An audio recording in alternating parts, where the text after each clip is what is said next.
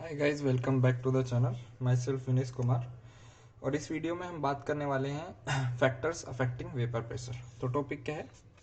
Factors affecting vapour pressure. मतलब ऐसे कौन कौन से फैक्टर्स हैं जो वेपर प्रेशर को अफेक्ट करने वाले हैं। वेपर प्रेशर की हम बात कर चुके हैं, तो मैंने लास्ट उसी में बताया था कि वेपर प्रेशर किस चीज़ पे डिपेंड करता है। सिर्फ पहला एक अपना है क्या, नेचर ऑफ लिक्विड। ठीक है, लिक्विड नेचर क्या है उसके अनुसार वेपर प्रेशर वेरी करता है। ठीक, कैसे होता है देखो, मैं क्या करता हूँ, दो कंटेनर लेता हूँ। ठीक, क्लोज कंटेनर हैं दोनों। इसमें मैं वाटर लेता हूँ और इसमें लेता हूँ मैं इथेनॉल C2H5OH। ठीक है, अब देखो मैं ये बात कर रहा हूँ कि किसका vapour pressure at a particular temperature, दोनों का टेम्परेचर सेम है, एट पर्टिकुलर टेम्परेचर किसका वेपर प्रेशर ज़्यादा होगा। ठीक, अब देखो इसको हम कैसे सोच सकते हैं। इसको ऐसे सोच सकते हैं कि देखो H2O और H2O के मॉलिक्यूल के बीच किस तरह का अट्रैक्शन है। ठीक है, देखो होता क्या है, इस वाटर मॉलिक्यूल के बीच क्या होती है, हाइड्रोजन बॉन्डिंग, है ना। और अगर मैं C2H5OH की बात करूं, इन दोनों जो मॉलिक्यूल है, इथेनॉल के जो मॉलिक्यूल है, इनके बीच भी क्या होती है, हाइड्रोजन बॉन्डिंग। अब बात है कि किसके बीच की हाइड्रोजन बॉन्डिंग ज़्यादा स्ट्रांग है और किसके बीच की हाइड्रोजन बॉन्डिंग वीक है।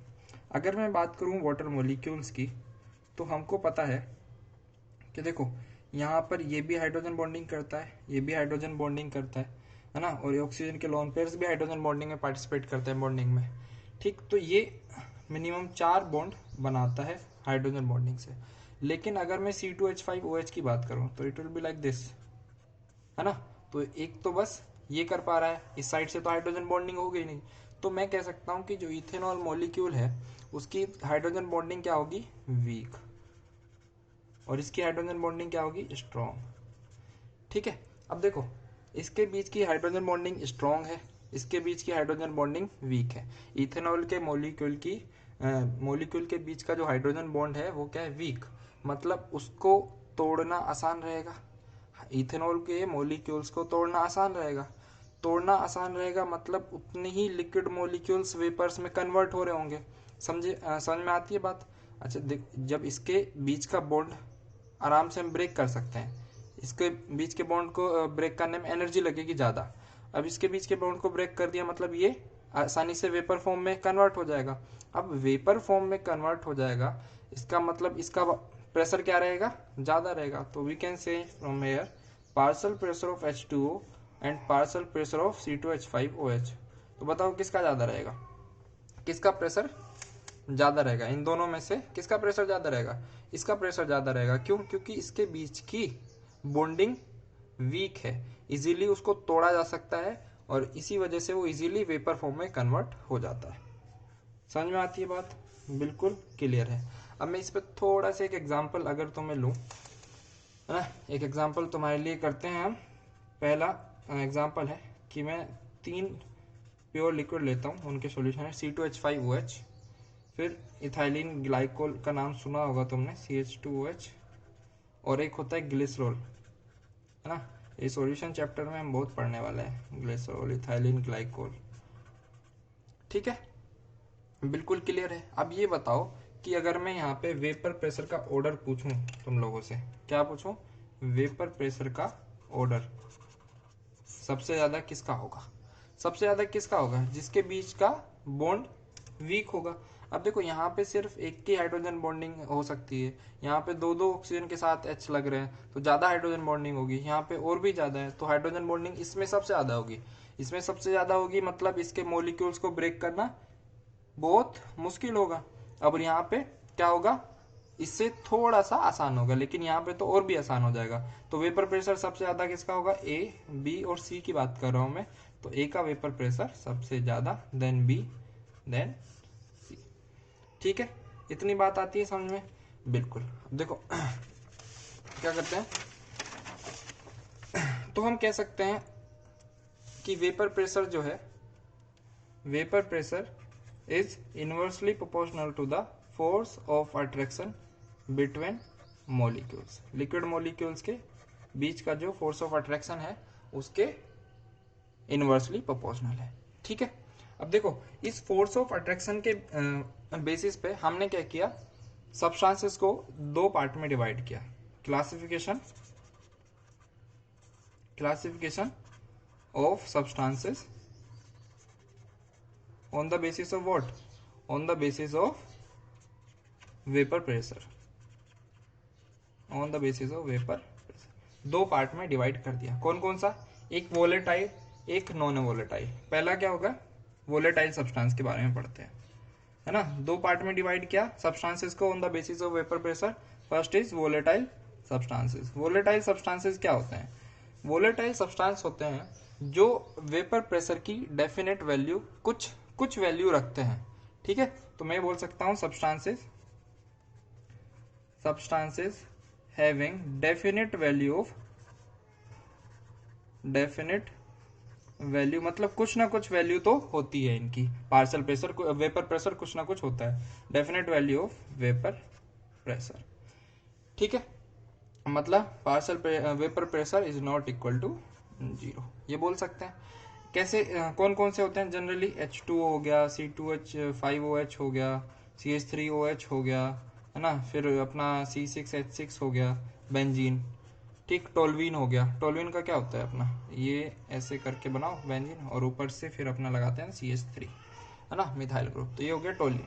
ये सब जो कंपाउंड है, ये सब सब्सटेंस हैं, कैसे हैं, वोलेटाइल। वोलेटाइल मतलब वेपर फॉर्म करने की टेंडेंसी रखते हैं, हमेशा कुछ ना कुछ वेपर प्रेशर अपने को देखने को मिल जाएगा। ठीक है, दूसरी बात है अपनी दूसरे उसमें, अगर मैं ये इसको ए लिख लेते हैं, इसको B.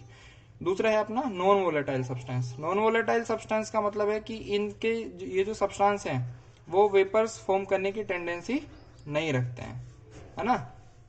Substance having no tendency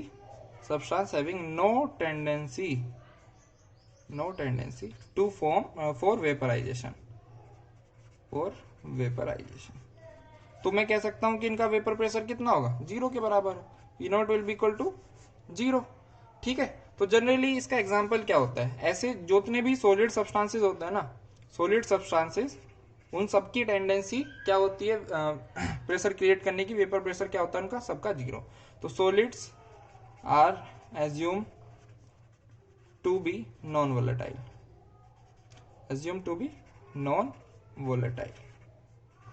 जैसे एग्जांपल अगर मैं बोलूं तो हम बोल सकते हैं यूरिया का फॉर्मूला क्या होता है, NH2CONH2, है ना। अगर इसके मोलिकुलर वेट की बात करूं तो क्या होता है 60। ये ध्यान रखना है, आगे को बहुत काम आएगा। NH2CONH2 मोलिकुलर वेट कितना हो जाएगा 60।